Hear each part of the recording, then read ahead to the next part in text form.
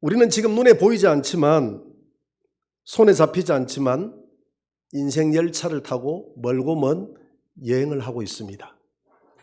이 여행이 언젠가는 끝나고 우리가 종착점에서 내려야 될 시간이 있다 이 말입니다.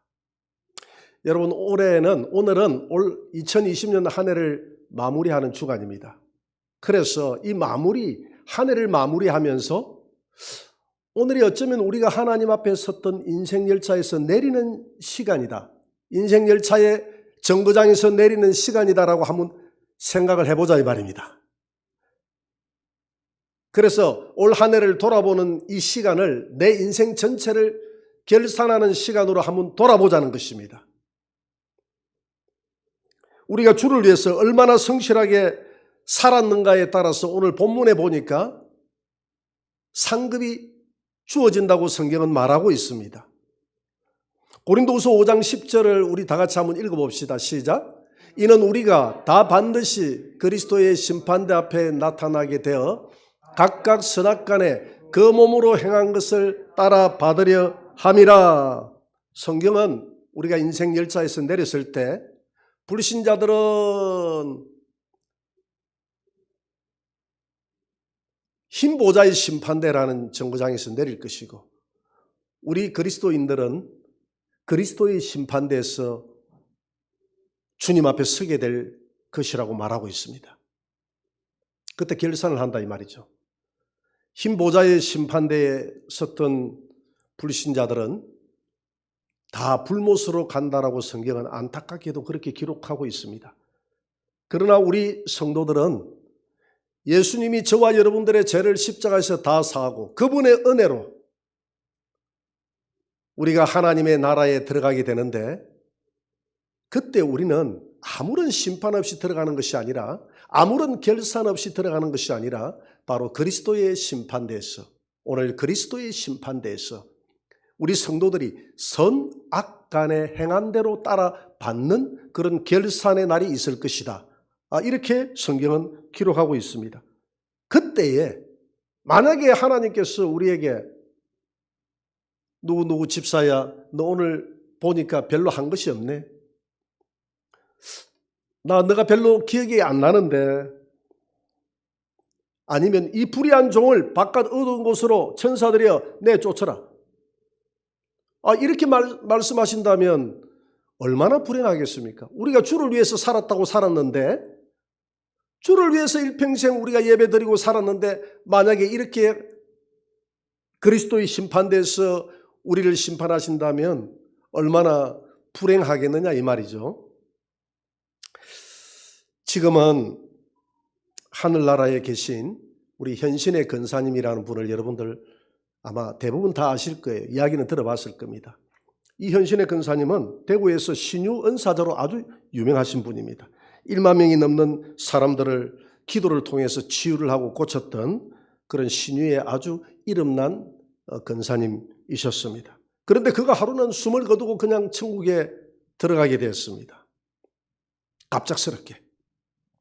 그런데 천사의 인도를 받아서 천국을 가다 보니까 천국 문 앞에 흰 옷을 입은 누군가가 자기를 기다리고 있는데 보니까 그분이 단번에 예수님임을 알아보겠다는 것입니다. 그래서 너무 반가운 마음에 마치 베드로가 갈릴리 호숫가에서 예수님을 만나서 겉옷을 벗어 제끼고 주여 나 베드로입니다 하고 달려갔듯이, 주여 나 현신에 왔어요 라고 주님 앞에 갔는데 주님께서 내가 너를 알지 못한다 이렇게 이야기하더랍니다. 우리 현신의 근사는 너무 기뻐서 주님 앞에 나아갔는데 주님은 내가 너를 알지 못한다 그렇게 단번에 선을 긋더라는 거예요. 아니 주님, 저 헌신해요.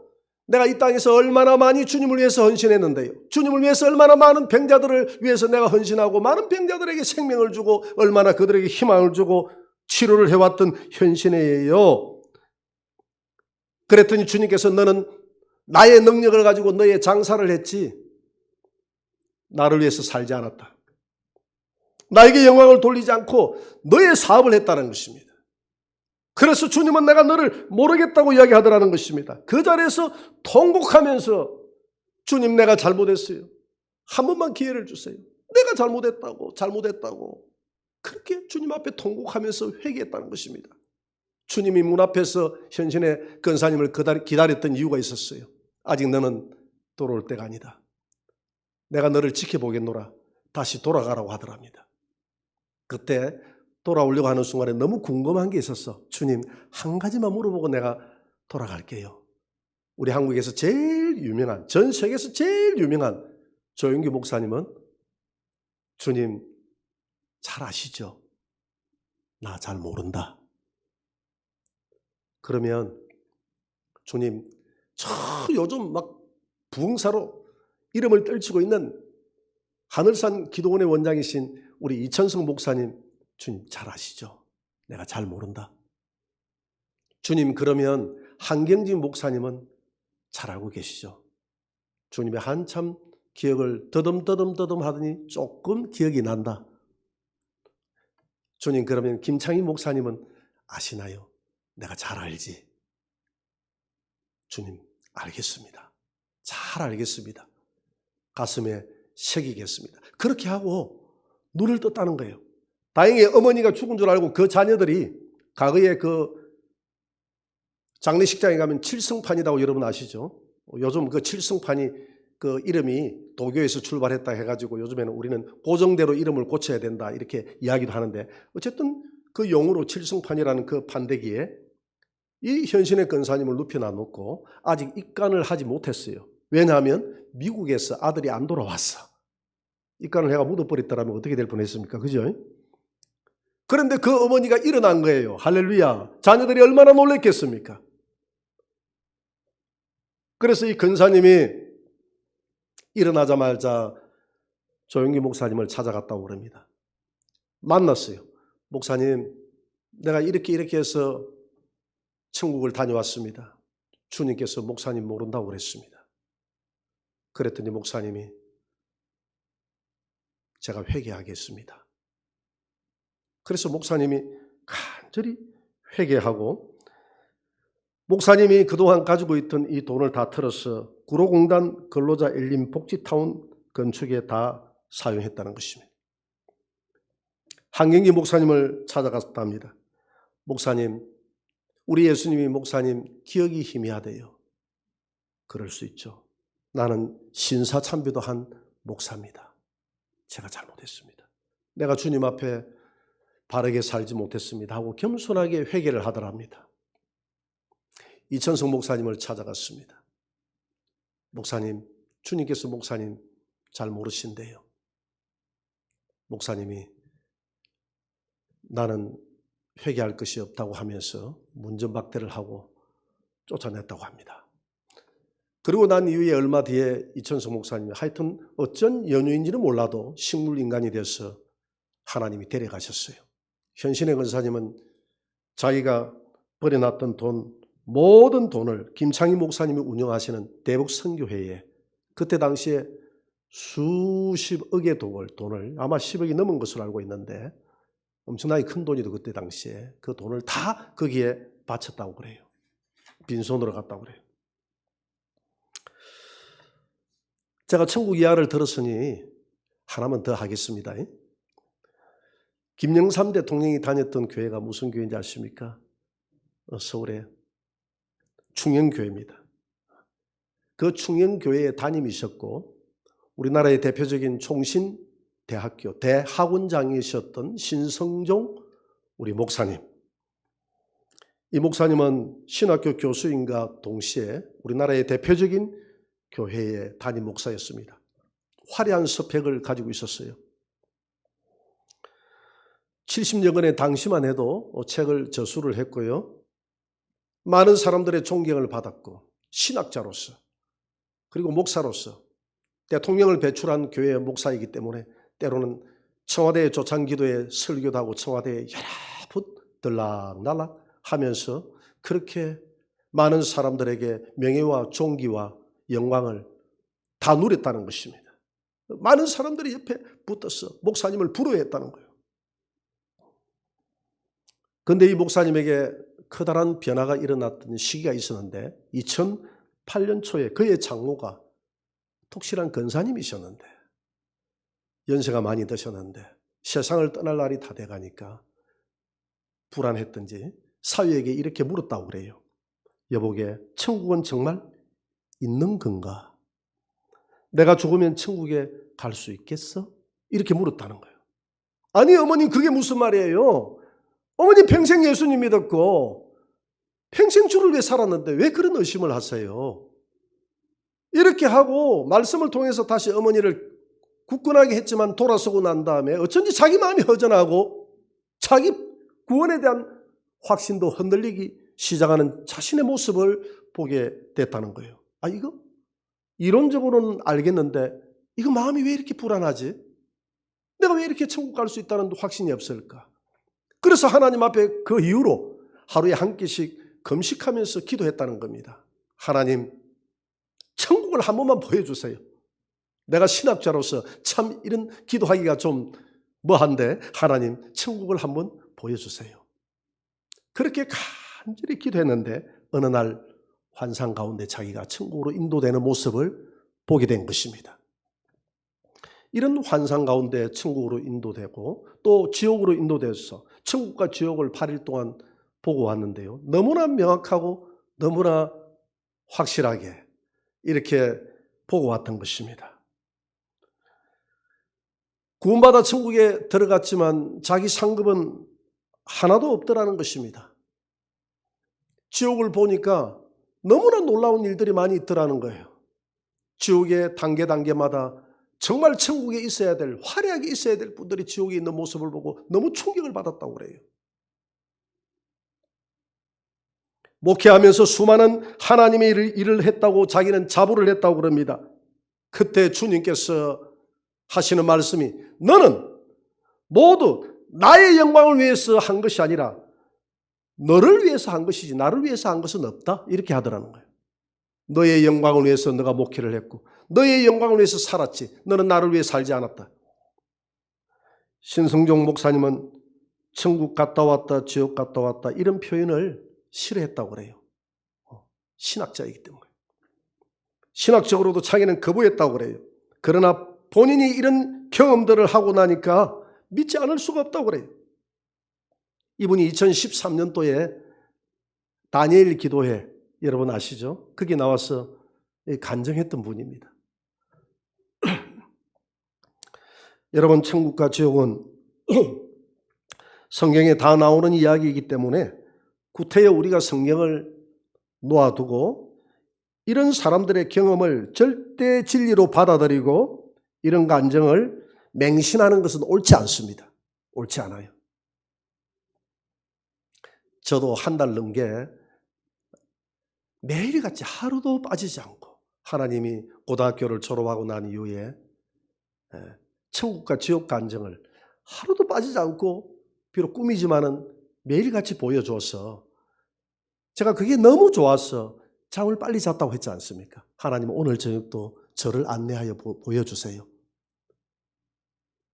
생명강에서 말할 수 없는 하늘의 음성이 들리면서 세상의 음악이 아닌 너무나 황홀한 하나님의 음성이 들리면서 하나님의 보좌는 우물로 가득해서 보이지도 않고 빛으로 가득 차 있는 그 하나님의 보좌, 생명강이 끝나는 그 부위에 하나님의 보좌, 그 앞으로 흐르는 생명강은 수정같이 맑게 반짝반짝 빛나는 그 모습, 그 주변에서 울려 퍼지는 하늘의 황홀한 음악, 단번에 이것이 말로만 듣던 하나님의 보좌 앞에 생명강에 내가 안내를 받았구나 하는 것을 제가 그 꿈이지만은 알게 됐어요.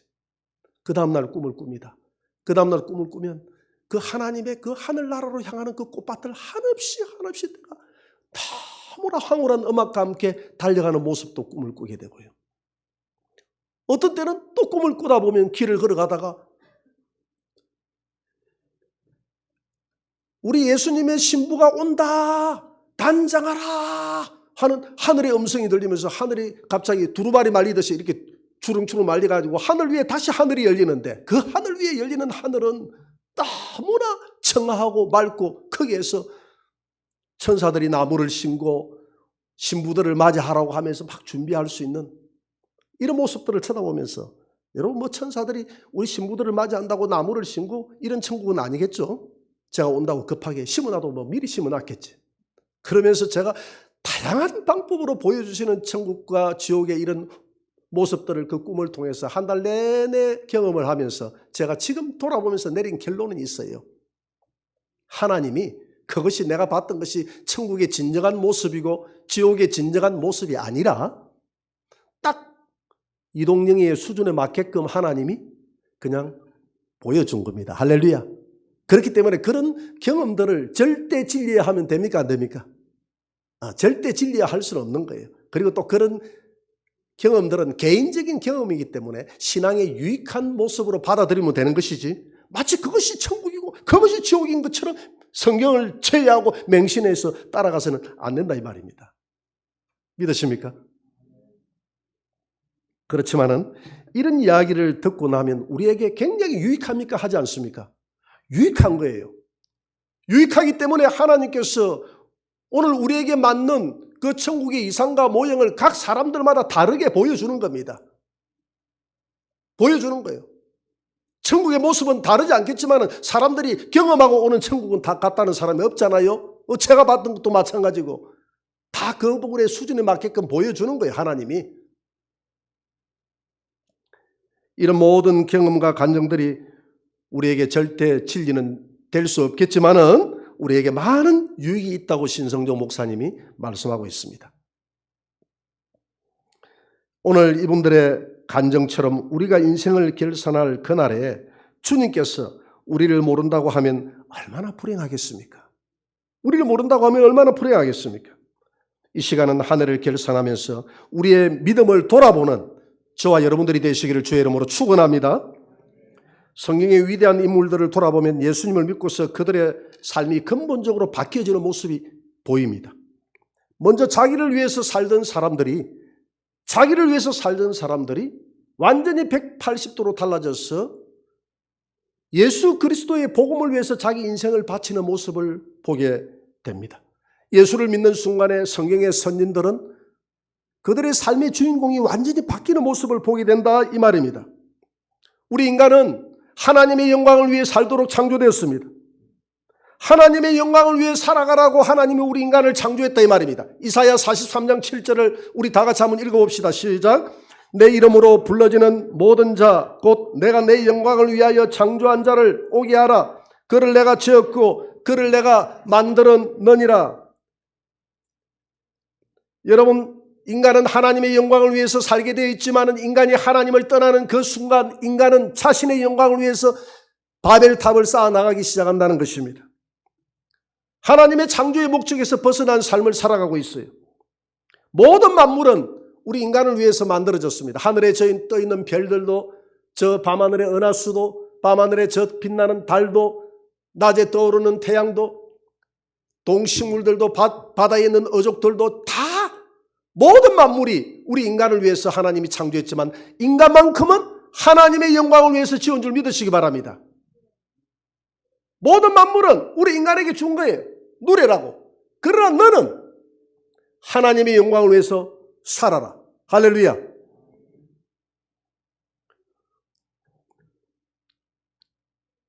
우리가 하나님의 영광을 위해 산다는 것은 지금까지 내가 주인공이 되어왔던 내 인생을 내려놓고 내 인생의 왕자에 이 땅에 육신으로 오신 그 하나님 예수 그리스도를 내 인생의 왕자의 주인으로 모시고 먹든지 마시든지 무엇을 하든지 이 주인 되신 예수님의 뜻대로 주님과 동행하며 살아가는 그 삶이 하나님의 영광을 위해서 지원받은 창조의 목적대로 살아가는 삶인 줄 믿으시기 바랍니다.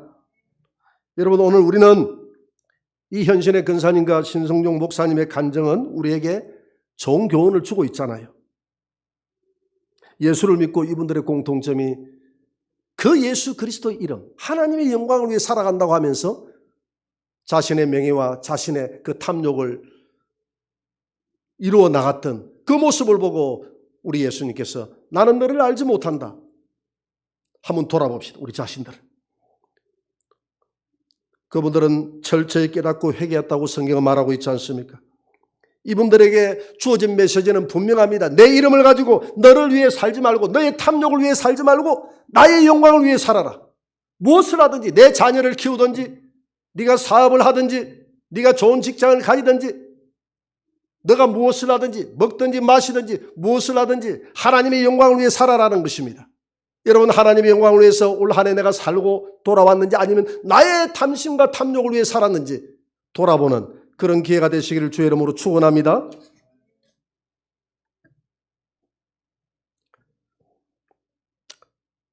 여러분, 우리는 조금 전에 제가 먼 여행을 하고 있다고 이야기했습니다. 올 한 해도 여행을 했지 않습니까? 오늘 마지막 주일 우리는 예배 드리면서 우리 자신들을 돌아보는 결산을 하는데, 결산의 시간이 내년에도 주어질지 몰라요. 그렇지만은 우리가 하나님 앞에 서야 될 그 정거장은, 예수 그리스도의 심판대에 그 내려야 될 정거장은 다시 우리에게 주어지는, 탈 수 있는 기회가 주어진 정거장이 아니라는 것입니다. 마지막 정거장이라는 것이죠. 마지막 결산이라는 것이죠. 그래서 너무나 소중한 것입니다. 그래서 우리에게 다시 탈 수 있는 기회가 주어진 이 정거장에서, 오늘 2020년 이 마지막 주일에서 잠시 우리가 걸어갔던, 우리가 타고 여행하는 이 인생 열차에서 브레이크를 잠시 밟고 한 번 정도 내가 바른 길을 가고 있는지 돌아보자는 것입니다. 여러분, 아프리카에 가면 스프링북이라는 영양이 있습니다. 그 그림 한번 떼어줄래요? 이 스프링북 가장 높이 뛰기를 잘한다고 그래요. 발레를 잘하는 양입니다. 예쁘죠, 그죠? 저렇게 팍 뛰어다니면서 예쁘게 자기를 뽐내는 양이 저 양이에요. 스프링북이라는 영양입니다. 그런데 봄이 되면 꽃이 피고 식물이 솟아나면 풀을 뜯기 위해서 한 마리 두 마리 모여들기 시작해요. 다음 한번 보세요. 저렇게 모여들면 저렇게 즐겁게 두 마리, 세 마리, 다섯 마리, 10마리, 20마리 이렇게 해서 나중에 때를 지어 모이게 됩니다. 모이다 보면 이제 풀을 뜯고 가다가 풀을 뜯다 보니까 앞에서 풀을 다 뜯어버리니까 뒤에서 먹을 게 있습니까 없습니까? 먹을 게 없으니까 뒤에서 자꾸 궁둥이를 이렇게 떠받아요. 왜 내 먹을 거 네가 다 먹고 갔니 하니까 앞에 있는 그 양들은 자꾸 뒤에서 밀어붙이니까 뭔지도 모르고 발걸음이 빨라져서 이제 경주를 하기 시작합니다. 그러니까 앞에서 뛰어가니까 뒤에 있는 거는 뭣도 모르고 그냥 앞에 뛰어가는 것을 향해서 막 같이 달려가기 시작해요. 그렇게 해서 나중에는 자기들이 왜 달리는지도 모르고 무리를 지어서 그냥 달리기 시작합니다. 다음 그림을 한번 보세요. 이렇게 무리를 지어서 어디로 가는지도 모르고 그냥 막 달려가기 시작한다 이 말입니다. 앞에 있는 것은 뒤에서 떠받으니까 달려가고, 뒤에 있는 것은 앞에서 그냥 달려가니까 뭔지도 모르고 같이 달려가는 거예요. 이렇게 달려가다가 나중에 절벽이나 이런 데 가서 다 떨어져 다 죽는다는 거예요. 거기에서 뒤처지는 녀석들만 살아남는다는 겁니다. 여러분, 오늘 이런 모습을 통해서 한번 우리 자신들을 돌아보자 이 말입니다. 우리는 뭔지 모르고 인생 열차를 타고 막 달려갑니다. 너도 달려가고 나도 달려가고, 요즘 영끌이 돼가지고 막 영혼까지 끌어들여서 투자해서 달려가고 세상의 탐욕을 위해서 우리가 달려가는데, 우리가 뭔지도 모르고 우리가 무엇을 위해 살아가는지도 모르고 그렇게 달려가다가 언젠가 인생 열차에서 내렸을 때 저렇게 절벽에서 곤두박질 치는 내 인생이 되지 않을까요? 그런 날이 없을까요? 오늘 이 영양들의 모습이 이 세대를 살아가는 우리 인생 열차를 타고 달리는 사람들의 모습과 똑같다는 것입니다. 똑같다는 거예요. 서로 경주해서 풀을 좀 더 먹기 위해서 달려가지만 목적지도 모르고, 목적도 없이 나는 방황했네. 소망도 없이 난 살았네. 그때에 못자국 난 그 모습 나에게 새 생명 주셨네. 험한 십자가에 능력 있네.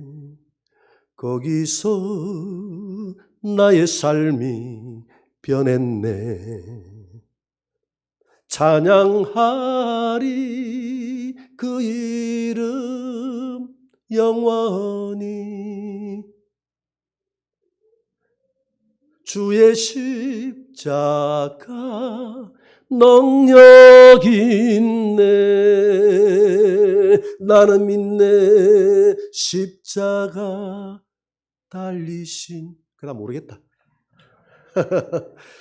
목적도 없이 우리는 방황했네. 그러나 그 방황하는 순간에, 십자가를 만나는 순간에 우리는 목적을 찾았네. 이 십자가를 통해서 내가 하나님의 영광을 위해서 살아갈 수 있다는, 여러분, 우리는 목적을 찾았기 때문에 더 이상 방황해서는 안 됩니다. 방황하는 하가라, 너가 어찌하여 방황하느냐. 오늘 하가를 한번 봅시다. 창세기 16장 7절입니다.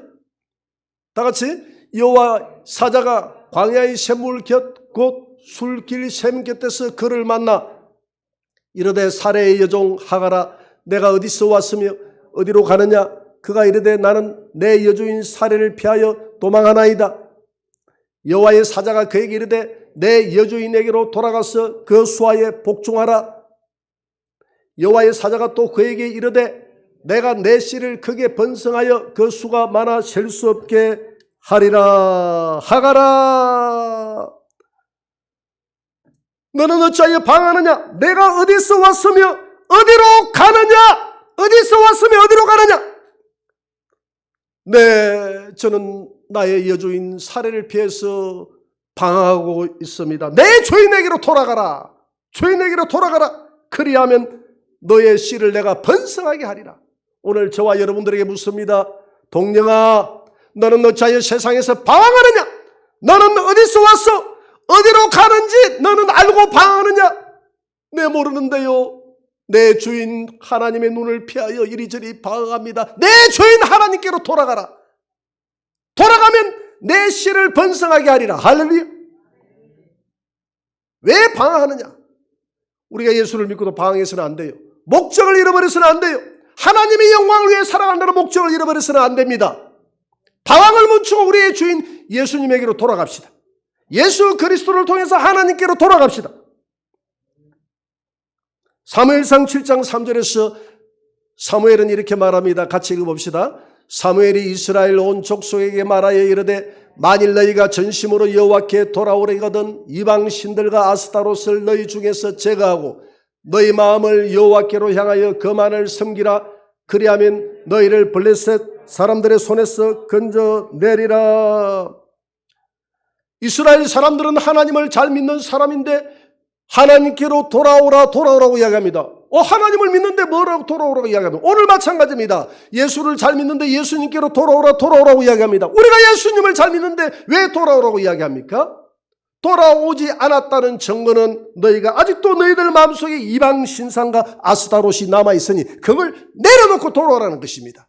여러분, 우리 마음속에 탐욕에 내 자신을 위해서 바벨탑을 쌓는, 오늘 신성용 목사님과 현신의 근사님이 간증했던 것처럼 나는 너를 모른다. 너 자신을 위해서 내 이름을 팔아서 너 자신의 바벨탑을 쌓았기 때문에, 나의 영광을 위해서 살지 않았기 때문에 나는 알지 못한다라고 했는데, 혹시 우리가 살아오면서 예수 그리스도의 이름을 빙자하여 우리의 바벨탑을 쌓았다면 그것이 우상 숭배다 이 말입니다. 믿으십니까?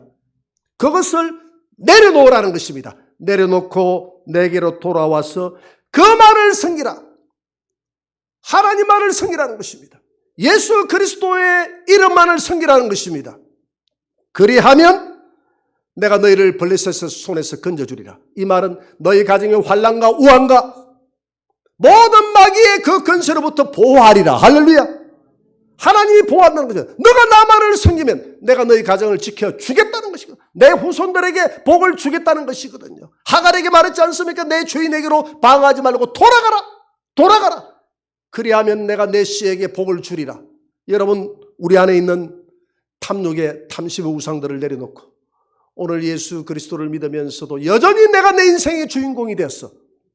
내 인생의 명예와 탐욕과 그걸 위해서 바벨탑을 쌓아나가고 있는 것은 아닌지 다시 한번 브레이크를 밟고 우리가 질주하는 이 인생 열차에서 내렸어. 잠시 묵상하고 돌아보고 2021년 한 해는 힘차게 주님의 영광을 위해서 달려가는 저와 여러분들의 삶이 되시기를 주의 이름으로 축원합니다.